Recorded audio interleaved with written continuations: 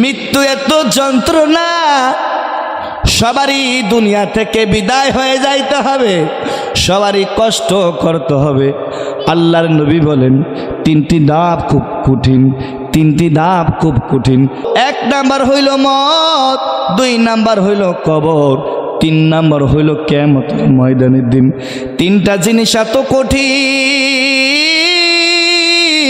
3টা ধাপ যে পার দিতে পারবে তার জন্য সহজ হয়ে যাবে, আর যে 3টা ধাপ পার না করতে পারবে তার জন্য কষ্ট হয়ে যাবে।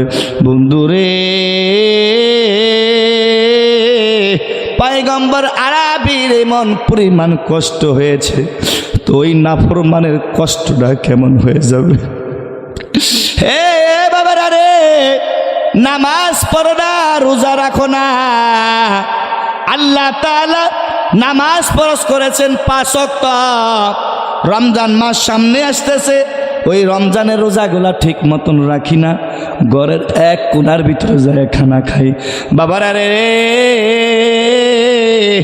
ও বন্ধুগণ, আল্লাহকে ভয় করো, আল্লাহকে ভয় করো, আল্লাহকে ভয় করো। কঠিন মুসিবত কিন্তু এসে পড়বে। জনগণ ঠিক নেবে ঠিক। ও আমার মায়েরা, ও আমার বন্ধু, কোথায় আছো?